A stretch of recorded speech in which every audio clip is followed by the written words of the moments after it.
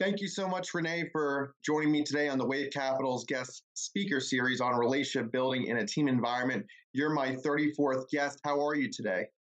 I am great, excited to be guest number 34 and looking forward to this conversation. So I'm glad we can make this happen.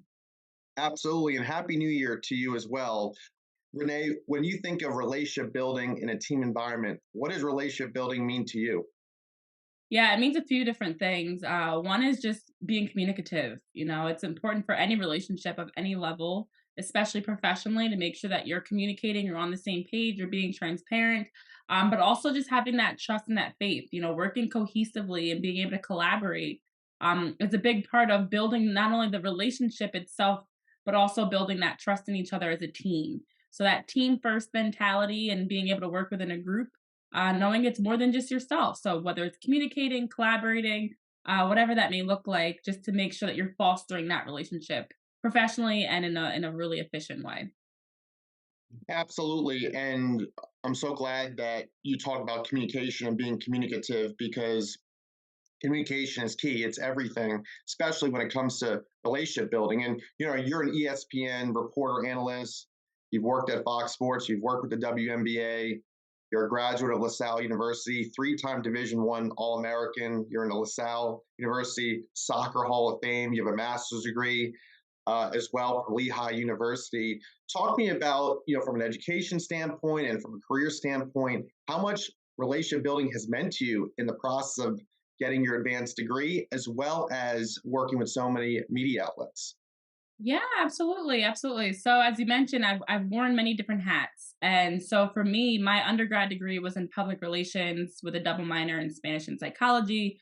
My master's degree was in educational leadership. I'm very people oriented, very big on fostering those relationships, understanding how we can navigate through that. Because regardless of what you're studying, working in, playing, at the core of it, people, and you have to be able to work with others. And so as an athlete, obviously, it's in a different way. As a teammate, as a captain, as a leader, as a professional, it's in a different way, especially working in the media where I'm interacting with people regularly, interviews like this, conversations, coaches, players, administrators. So, for me, just having had an opportunity to, at a young age, understand the value of being able to step into a room and speak, being able to step into a room and have a conversation and network and develop those relationships have literally helped me get to where I am today. So, regardless of what you're doing, that's partly why I wanted to make sure to minor in like psychology and why educational leadership pulled me in that direction at Lehigh, because at the core of anything you do is exactly that. And so, in order to be a better professional, I have to be a better communicator. I have to be better at interacting with people. I have to be a better able to understand even myself and what motivates me and what drives others. So those types of internal mindset types of concepts are so important in developing those relationships, which help you open doors for yourself and create opportunities. Definitely. And it's great to always keep your professional options open, and especially when you get the phenomenal degrees that you've gotten and you've gotten to work with so many interesting, great companies. You get to meet a lot of people, colleagues, mentors, and they're able to, give constructive guidance, feedback, what have you. Talk to me about some of the mentors you might have had along your journey thus far, and what are things that you truly value in mentorship and as it relates to relationship building in that process. Yeah, I mean, mentorship is a big reason why I've been able to learn how to navigate through these different spaces, and not even just mentors, but even the village around me. Family, there's different support systems. My family and they're very, very important in my life, but also I have close friends that are like family. Some that work within the industry, some that do not. So having those people around you, they all serve different purposes. So like a mentor is somebody that typically has been in your shoes. And I purposely made sure for each of my mentors to have people that represent different aspects of me. So a female mentor, a mentor that is Black, a mentor that is older, significantly older, maybe one that's closer in age, because they each have different value and perspective as well as insights.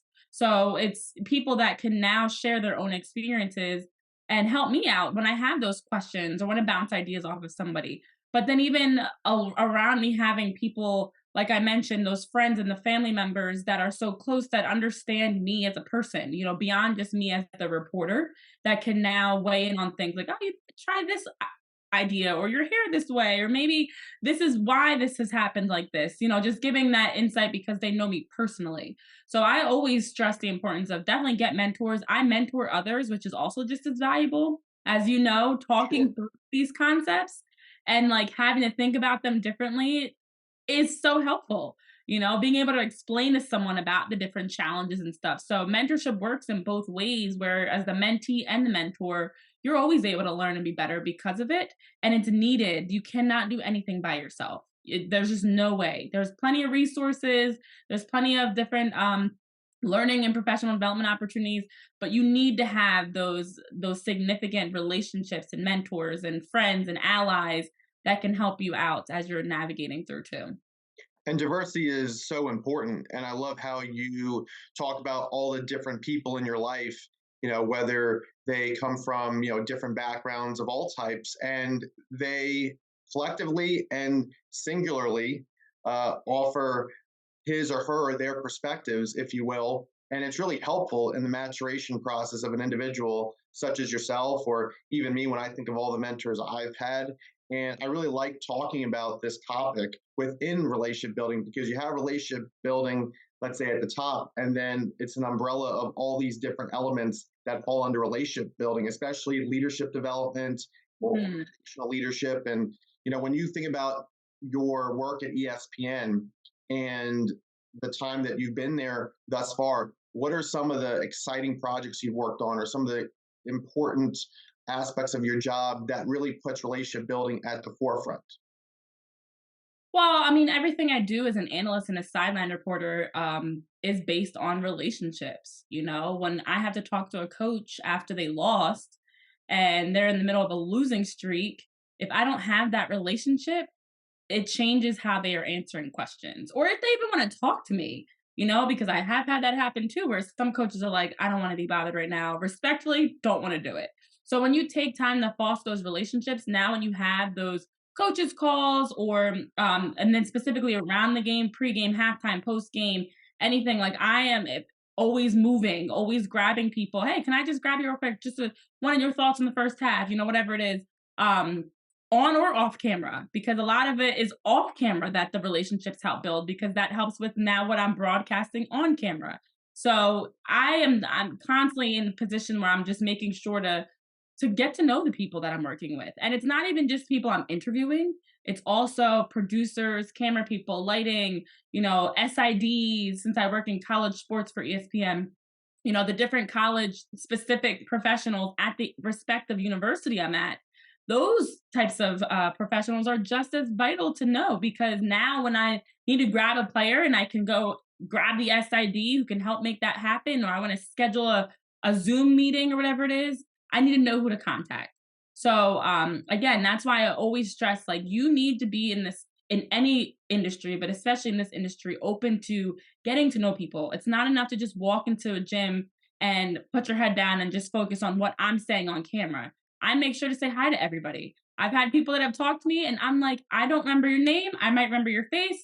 I'm actually very good with names. So typically I remember names. And I remember your name, but I even know the people that are helping with parking. So now as I'm driving up and I see the parking attendant, it's like, hey Rob, and or hey TI, whoever it is working that day.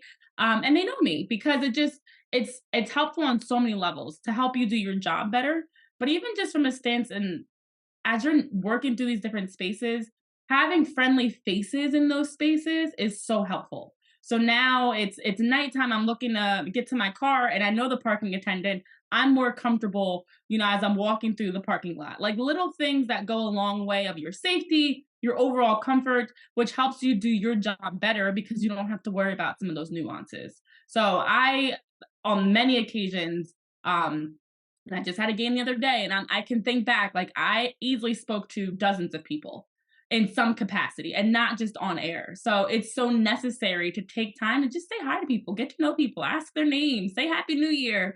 Those little things just go such a long way individually, but also that now your persona is like, that's an approachable, kind person, and I want to help them. I want to work with them. I want to, do whatever I can, speak to them, interview with them, whatever that may look like. And what you're saying, I mean, definitely resonates with me. I mean, especially I used to work at ESPN and I was a studio production assistant for the ABC College Football Live crew on Saturdays. And I got to work with, Jesse Palmer, the late John Saunders, Scott Van Pelt, John Anderson, Lou Holtz, Mark May.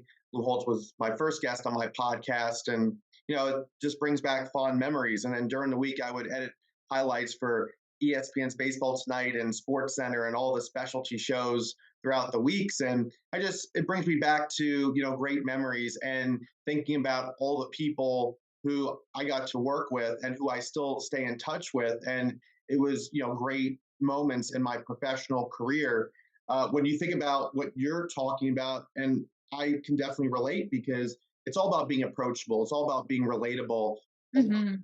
Accessible, and everybody has a role, and that role is so vital and so important. One role is not more important than another role, no matter if it's in front of the camera or behind the camera, whether it's in operations or production, or you talk about parking attendants and people who are in like the ticket office, right?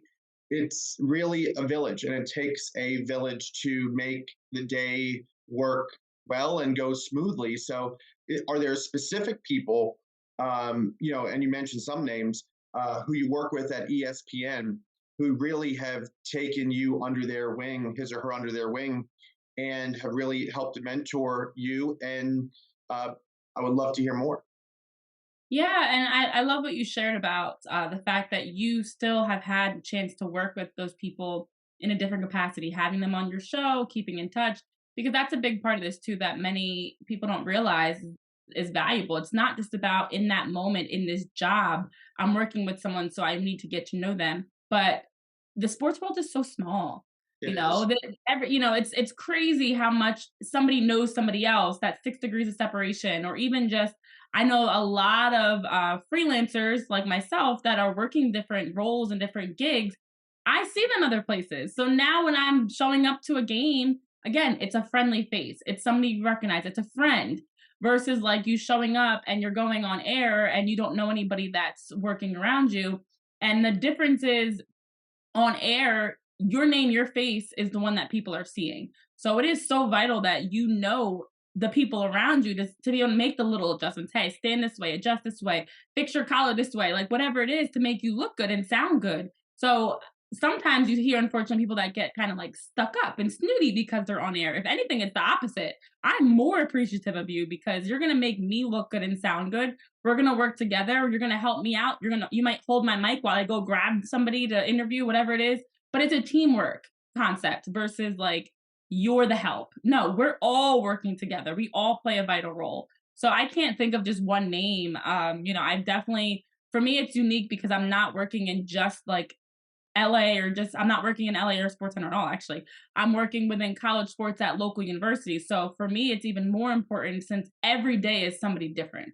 Depending on the sport I'm covering, since I cover every sport on the men's, women's side, depending on who's playing, I'm seeing different people. And even down to, as you know, the value of the production is different, like how the production is being rolled out, how they're operating. So because of that, that communication piece is even more important because it's not that no 2 days are the same. So I Right. have to be ready for whatever is being thrown my way. And so having those people around me, I would say to me the biggest one are the producers and behind the scenes people. Like they're the ones that, I know all the play by play and other analysts and other sideline reporters too, but it's the producers. It's the ones that are in my ear. It's the ones that are cueing me. It's the ones that are adjusting things to make sure that we can have a smooth broadcast for sure. Definitely. And whether you're remote or in studio, I mean, there are a lot of interaction and everybody is communicating with one another. And it's a team. And it's exciting when, having worked at ESPN, I remember in Bristol when producers said to us as production assistants, once you've worked at ESPN, you never look at an ESPN broadcast the same again because prior to ESPN, when I used to watch ESPN broadcasts, you didn't really like think to a certain degree or level of what it takes to get a show or get a program up and running. Now, granted, I was a journalism major at UNC Chapel Hill, and I was a news reporter for my college television station, Carolina Week. And I'm sure when you were at LaSalle, you got involved in your program too. And but it's different, right? When you actually get to work at a network and see what happens behind the scenes or even in front of the camera, then you never look at a broadcast the same way again, because you know that there are so many different roles that have to be executed so well to get a show successful. And so when you think about your time at ESPN and you used to work at Fox Sports, WNBA, and all these other different outlets, is that something that you have thought about too, that now that you're in it, it's like in hindsight, you're like, yeah, I kind of knew what was going on, but really, to be honest with you, I did it because now I get to live it and now I get to experience what now everybody else is talking about. I will never watch sports the same. And not even just sports. I will never watch anything on TV the same. It is remarkable how much chaos happens behind the scenes that you never know about. And now being on the other side, and I even will take it a step further. Like even now, I'll hear in my ear, obviously everything that's going on in the truck and everything that producers are saying, and I'm like, holy smokes, there's so much going on. Like there's a lot, or I'll just see people running around.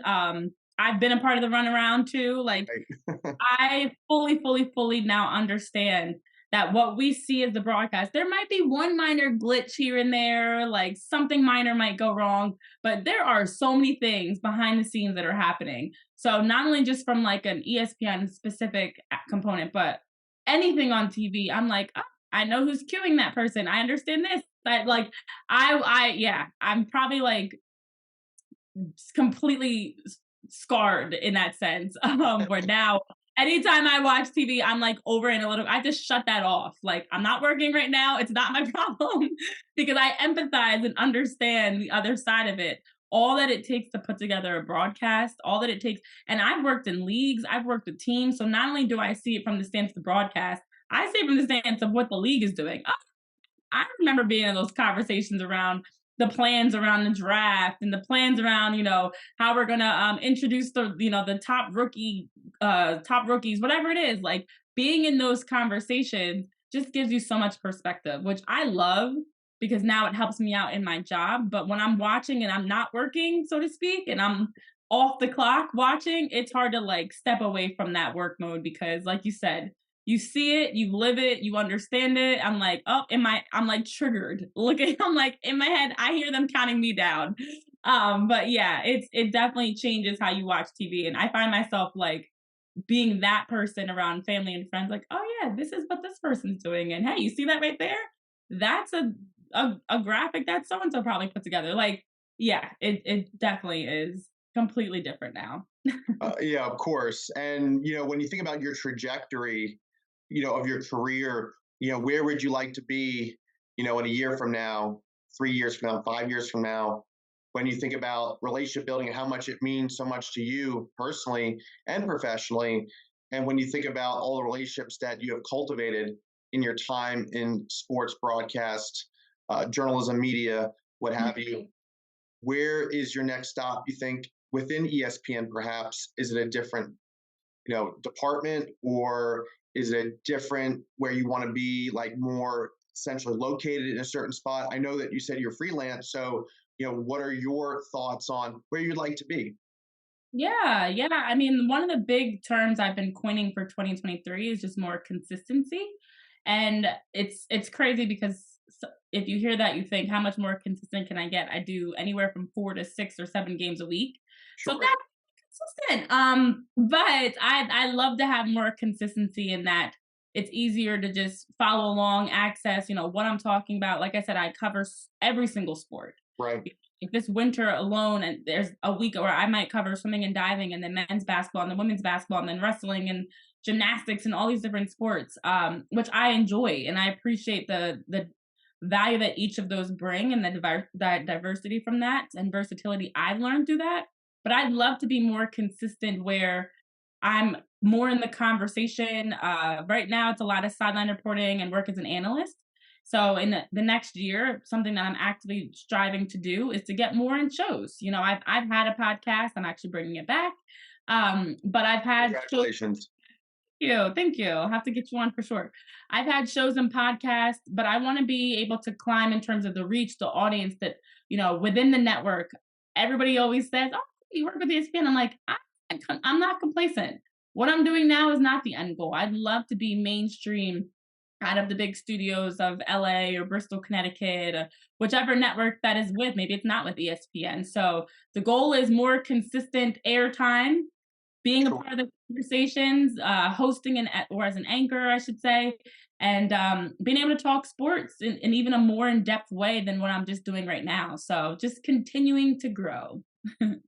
I think that is a great answer. I mean, you gave a group of great answers. It's true. I mean, that's what's wonderful about this industry is that you can go in so many different directions. And, it doesn't surprise me, with respect to like where you are, that you're looking for something different because here you are being in freelance and in a freelance capacity rather.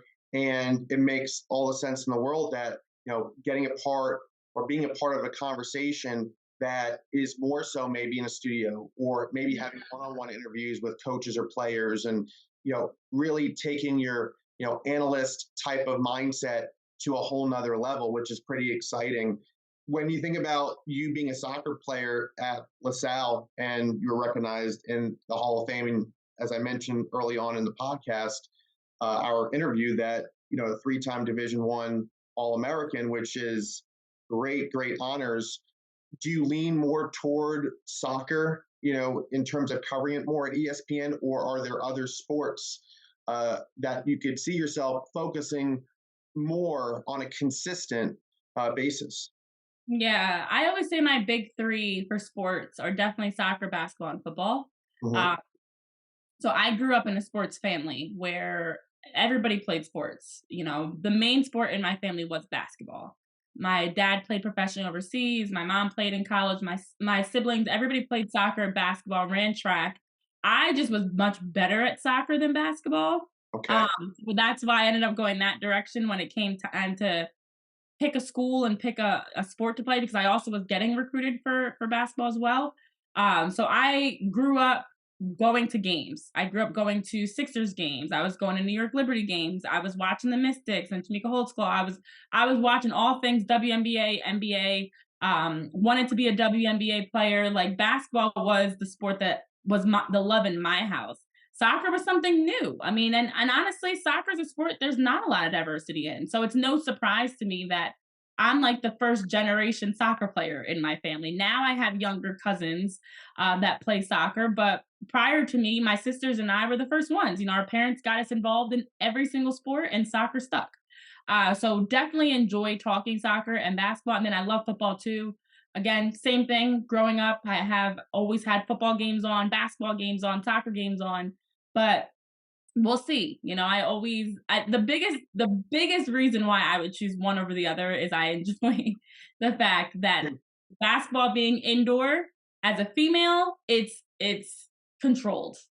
Soccer, football, you don't know what you're gonna get. And when I was playing, loved it because you're running around, you don't have to worry about it. But now having to be on camera, having to have your hair nice, your outfit nice, it could be snowing, it could be scorching hot, it could be raining, or it could be all of that in the course of like a game. You just have no idea. So I do enjoy, I always say, but this is the only separation for me. Basketball is the front runner because when I'm in a gym, you're in the arena, it's gonna probably be cooler. There's gonna be a little draft to have the AC higher. You bring a jacket or a blazer and you're good to go. You don't have to worry about the extras of like nature and weather. But in all seriousness, any of those big three, or even a combination of two, is the goal for me ultimately.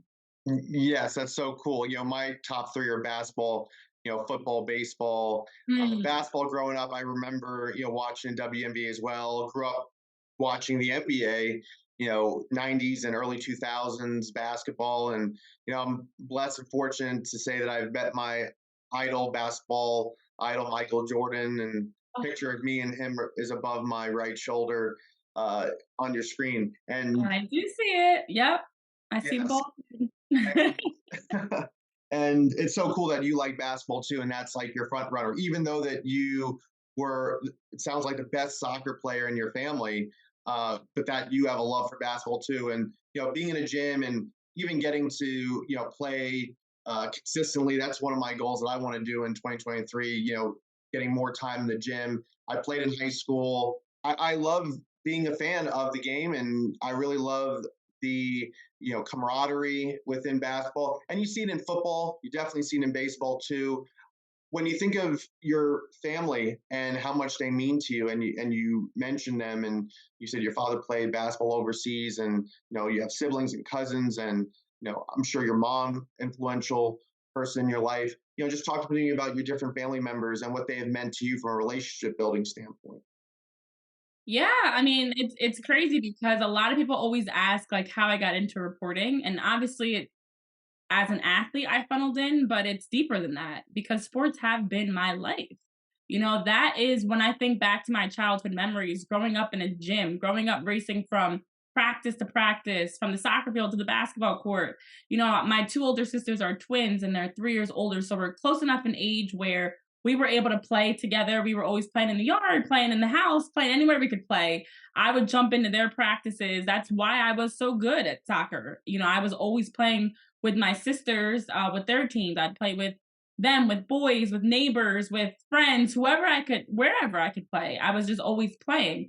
But my childhood was very much that. We would, like I said, go to games. We'd go see whether it's the Sixers, the Philadelphia Charge, the Kicks, you name it. We were out at games. We were watching. So I have so many fond family memories and bonding moments going to tournaments and just sitting around talking sports. It was always on the TV.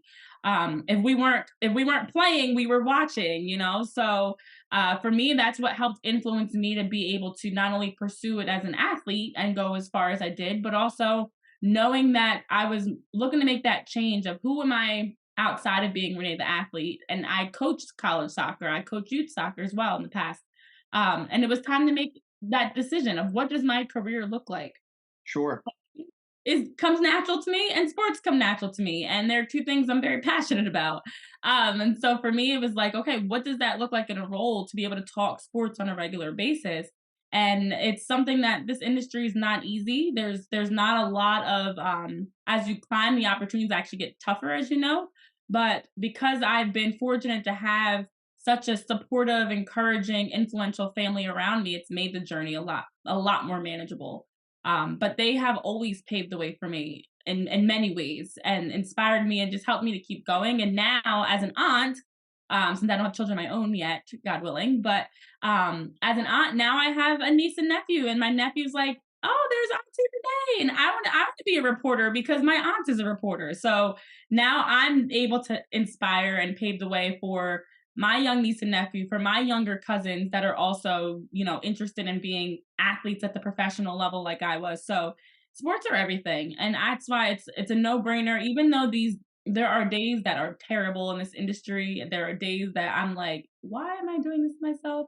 But at the core of it, it's because this is who I am. Sports and myself, it's like eat, breathe, sleep sports. Like that's how important it is. So those relationships help keep me motivated to keep going and to want to continue to raise the bar.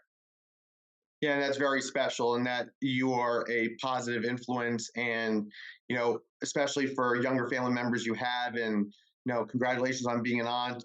My wife and I, we just had our first child, 2 months old today. He is, and her siblings are happy to be aunts and uncles, and my sister's happy to be an aunt, and her well, my parents are becoming grandparents for a second time. Her parents are becoming grandparents for the first time. So it's all exciting. So hope Awesome. you have the opportunity to, one day, have children of your own, because it's definitely when you become a parent, and they always talk about this, adults are just your family. When it's different when you have your own child because you look at the world so differently and you look at the world through their eyes. And, you want to be the best relationship builder you can be, right? Building a relationship with your family members and being a great role model, great friend, great parent. So it's exciting that relationship building expands just beyond your professional career. It also permeates throughout your personal life as well.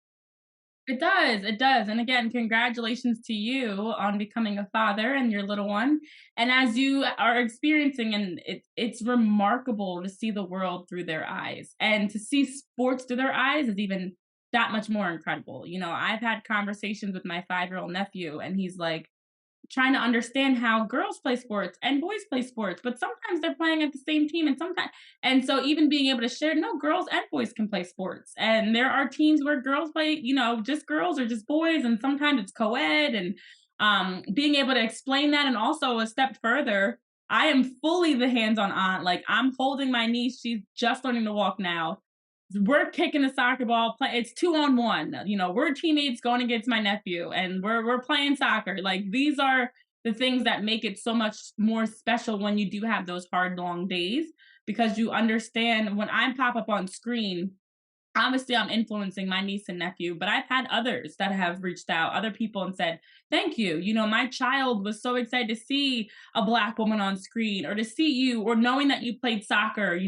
You've inspired them in some way." So sports are so much bigger, and we obviously have reminders of that in more ways than one, as of recent with the awful, awful incident Monday night with Damar Hamlin. But we have moments that remind us just how special sports can be and how much it transcends across so many different, demographics and age and race and everything else to bring people together. So I see it firsthand of the value of how it's helped my family and is still helping my family. That now I get to be paying it forward to the next generation. But that's what I love about it. It's about more than just the results. It's about more than just wins and losses or anything like that. Even though I love winning, but it does allow you to have those special moments that you really can look back on in a positive way.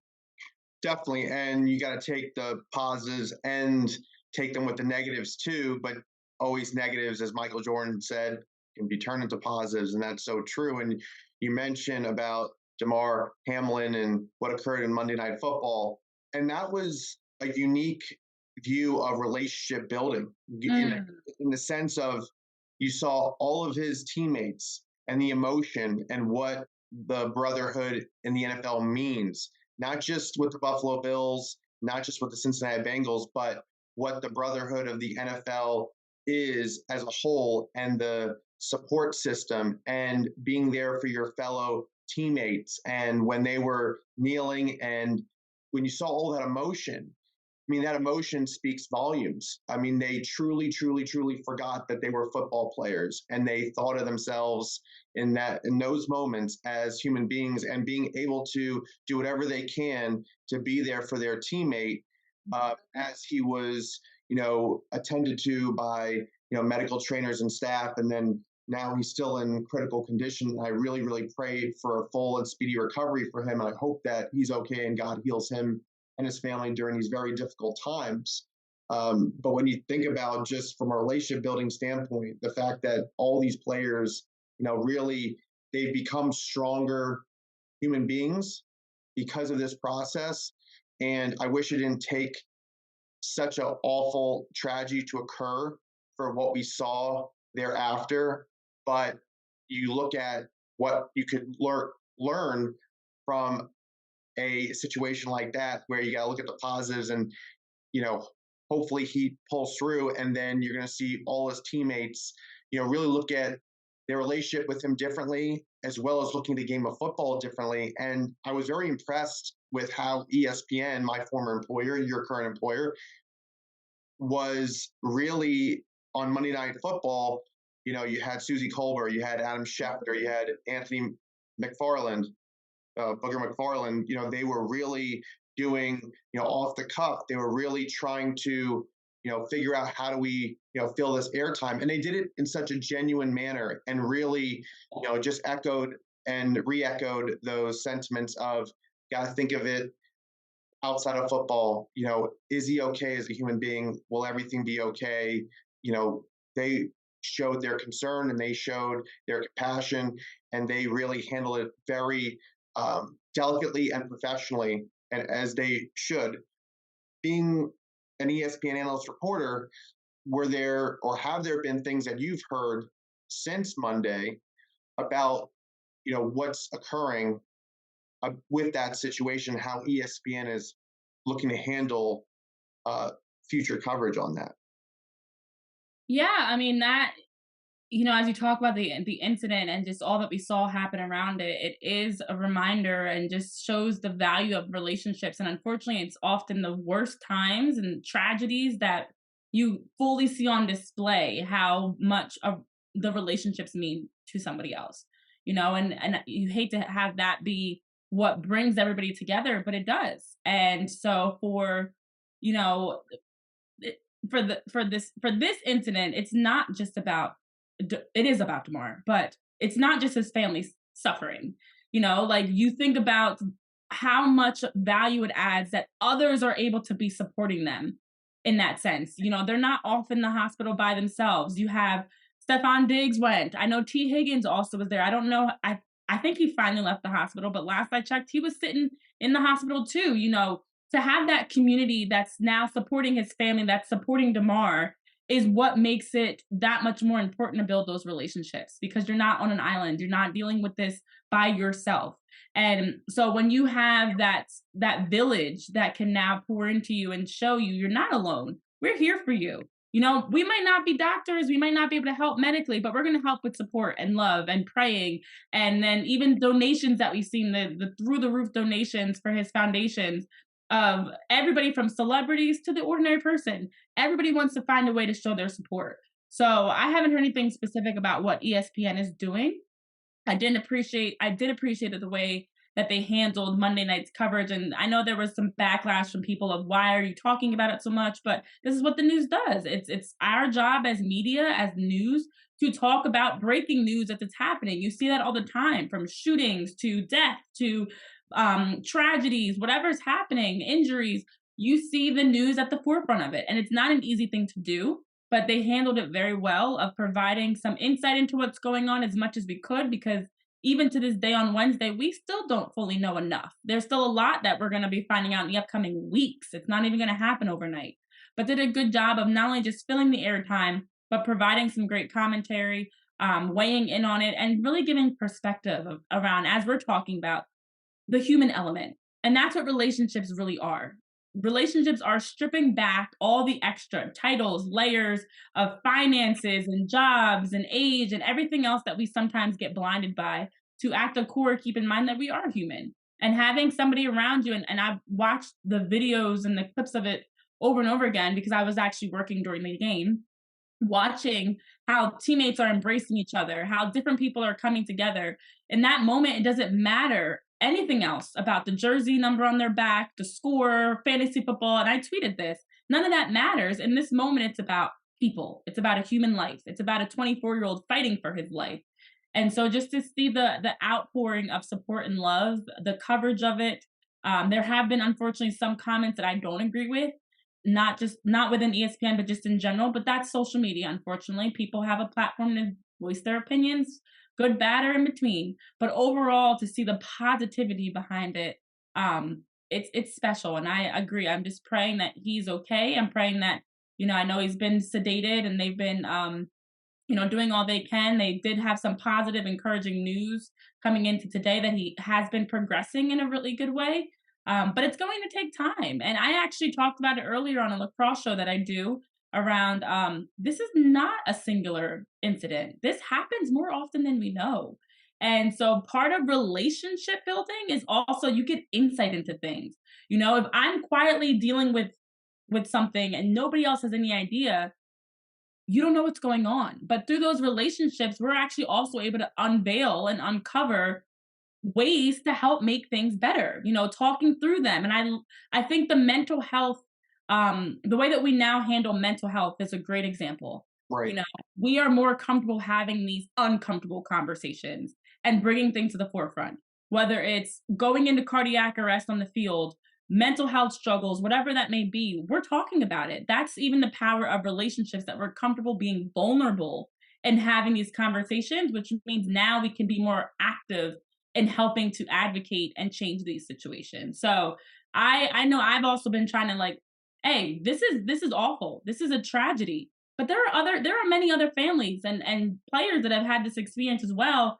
And we don't know about it because they weren't on Monday Night Football. They weren't on prime time, and they were in a youth lacrosse game or youth baseball game where it happened.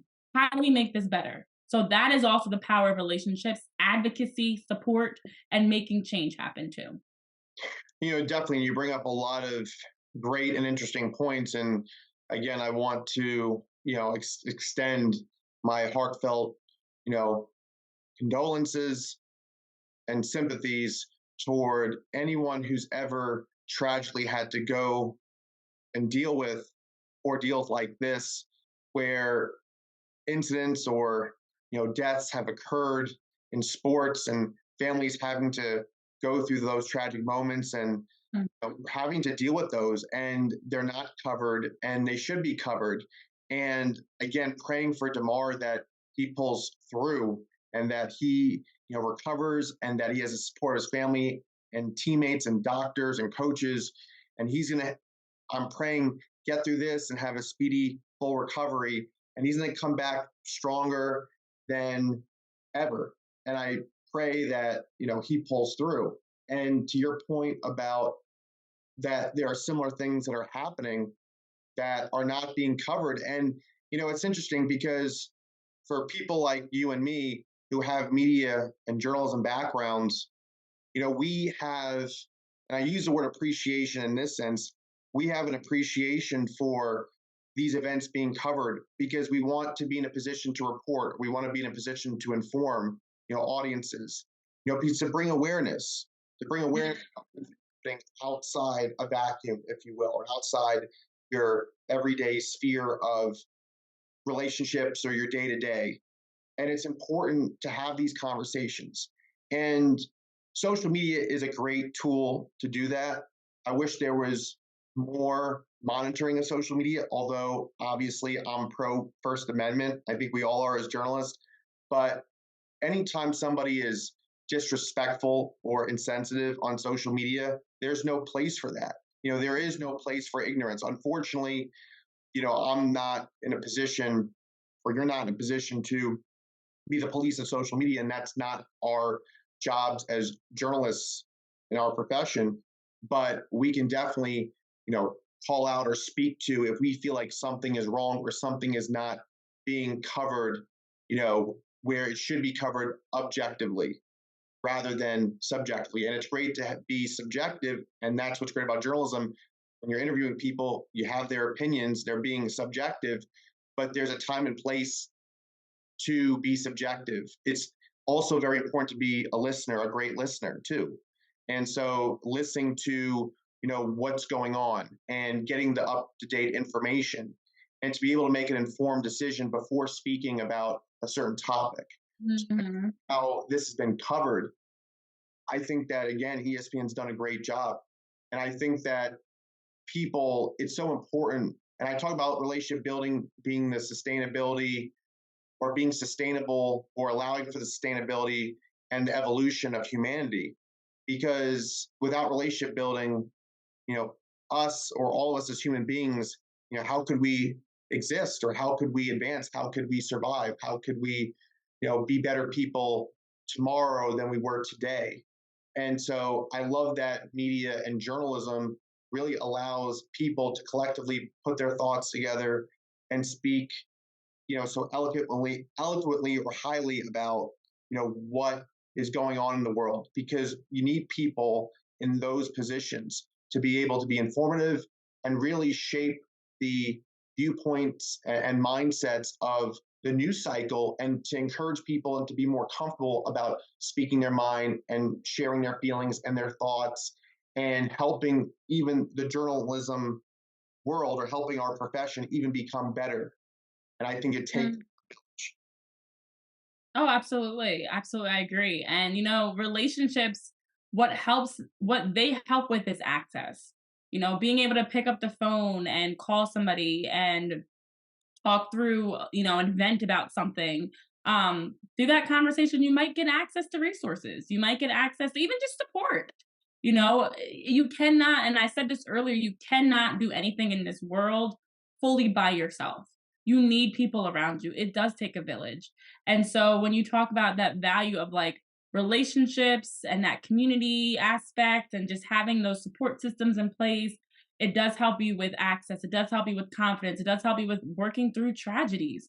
Again, if this situation is something that Damar and his family are dealing with by themselves versus having the whole world. I mean, you've seen so many different people coming forward, speaking up in their support that they're praying for him, they're praying for this family. That goes such a long way. And you don't have to suffer alone. But on the other side of it does come the fact there are trolls and people that like to sit behind the computer screen and their bot accounts and bad talk things.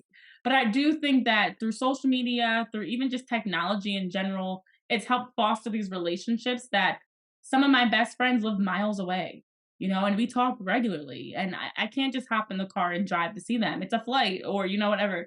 But that's the beauty of relationships. You can have people that you can connect with that can help you work through those challenges and even the good times too. You want to call, you want to be excited about something, you want to talk about the 2 months with your little one, whatever that may look like, you have the opportunity to do that. But especially in this industry, it is so important to take time to make sure you're fostering those relationships in a healthy way. So that way, for fact checking, for just checking in on things, to have that mentorship and those allies and just the people in place to support you goes such a long way. And you explain things, so well. Just even interviewing with you, you explain things in a very anecdotal or in a narrative type. And I like talking to people who really provide examples and give a lot of interesting insights. And I mean, you majored or your master's degree at Lehigh University is education. So I can definitely see the teaching type of approach that you have in terms of how you communicate. So would love for you to share some of that wisdom that from an education standpoint that you've definitely mastered, not only in education but your style of being able to report on something or explain something, because like I said, I definitely see that education aspect. Yeah, absolutely. It's funny you mentioned that. I do a good amount of like motivational speaking and just am very in touch with the value of using my platform to help inspire others. I'm actively working to get my first book published. I do have it done, but writing is big. It's something I'm very big into. But I do and have always felt like sports provide that platform. You get people's attention through sports and then you can use it to be able to teach lessons. I learned a lot about life through sports. I learned a lot about myself through sports. And so to be able to use those in the same way is valuable. And something that I have learned is that there are different types of media personalities. You might have somebody that's more about clickbait. They're just saying stuff just because they want to get a rise out of people. You might have somebody else that's more about the human interest side. Somebody else that's more into the analytics and the X's and O's. And for me, it's a combination of, I love analysis. I love breaking things down. I love talking about sports, but I also love being able to use that in a way to share stories. Similar to what you're doing, of being able to bring some of these stories to the forefront and these conversations to the forefront that need to happen. Because for every great trending topic, there's also a great topic we're not talking about, a great story that's kind of going unnoticed. And so I've also been very big on using my platform for that. I think it's influenced because I did play a sport like soccer that doesn't get the same coverage as a major sport, especially as a female soccer player, doesn't get the same coverage as like football or men's basketball. And so I've seen how there are some really great athletes and coaches and stories that we do not talk about enough. And through that, not only are you able to get that encouragement and that excitement of their journey and their success, but you also learn something through that. So that's a big part of what has influenced me. And it is funny because everybody always talks about like how you use your degrees. And I always say I'm using my degrees and my minors just in some very unique ways. It doesn't look like what traditionally an educational leadership or a public relations degree would look like, but it looks like what works for me. And it works for me in my career. So I just think that everybody learns best through examples and through like being able to empathize in a way that like if I'm just throwing information at you versus finding a way to relate it to what you've gone through or who you are, it's going to resonate a lot more. And so that's my personality as a on-air figure, to be able to find ways to use different stories to connect the dots.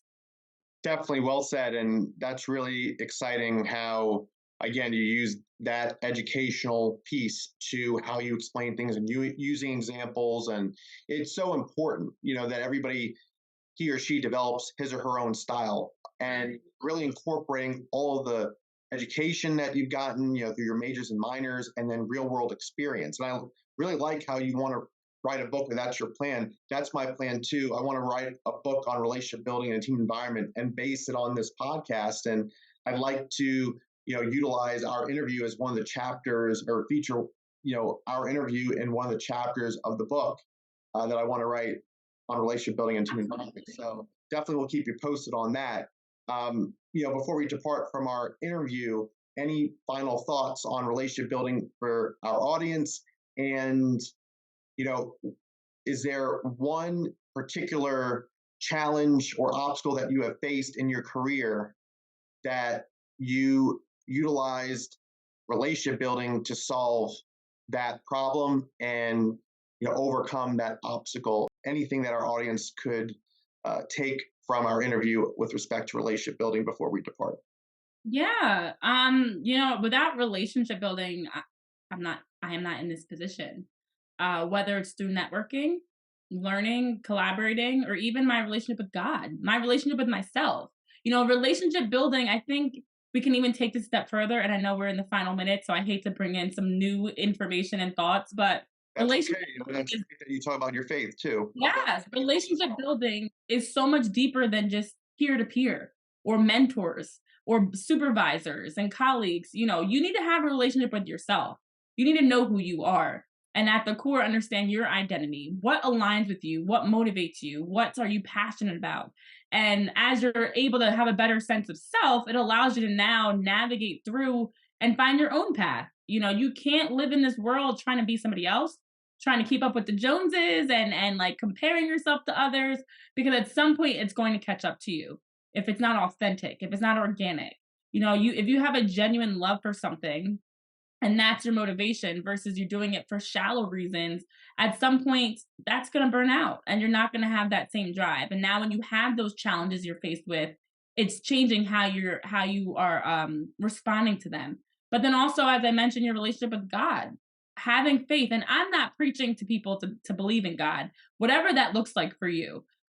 You need to be able to tap into each of those relationships that are important to you. So for me, my important relationships are my family, myself, God, my career, not in that order at all. But for somebody else, it might look different. So as you're climbing the ladder, everybody can't come with you. There are going to be people that they're only there for a season. You might have outgrown them in some way.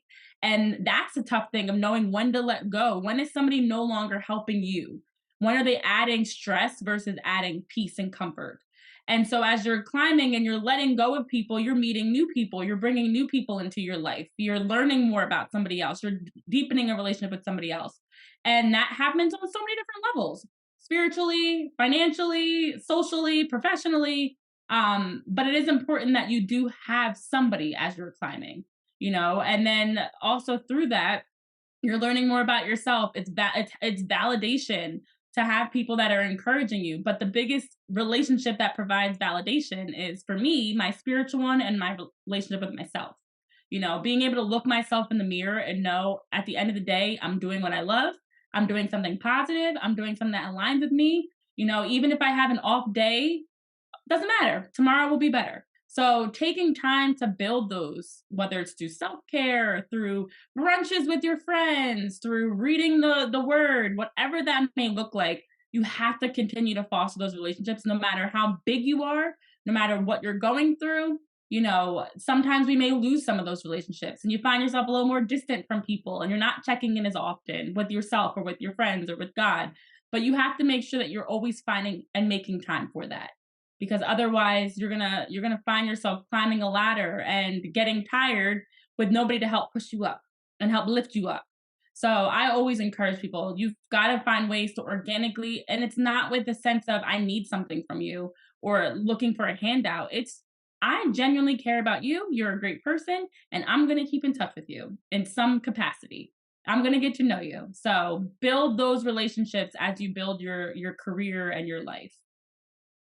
And I love the way that you concluded that, and that was a great response. And I say that because you really, for our audience, as an example, in your personal and professional lives, that you're able to draw upon so many different elements, whether your faith, your family, your colleagues, the organization you work for, your friends, everybody plays a very important, special role.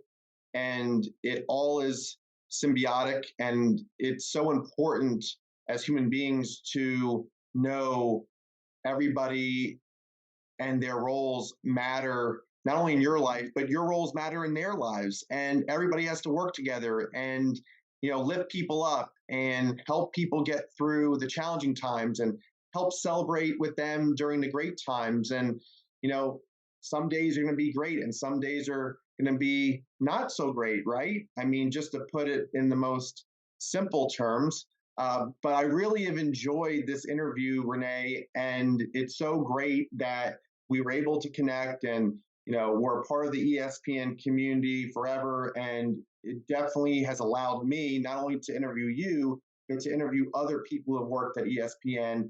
And I look forward to you know getting our interview on all the major podcast platforms and to get the message out about our interview. And it was a very exciting and special one. Thank you again for being my guest on the WaveCapital's guest speaker series on relationship building in a team environment. Thank you again for your time. Yeah, thank you for having me on as guest number 34. I'm definitely excited to continue to see how your show evolves and the work that you're doing continues to evolve with your book and everything. So, best of luck to you as well. And I appreciate you taking time for us to have this conversation on a topic that sometimes doesn't gets talked about enough, gets kind of overlooked. So, it's definitely something that we can continue to build on and grow even within our own respective careers. And I hope that those that listened and tuned in learned something from this. Yes, absolutely. And I hope that they were inspired by it. I look forward to having more conversations with you with respect to relationship building. And I hope that the feedback I get from my audience will be great. I'm sure it will be. Thank you again, Renee. I really appreciate it.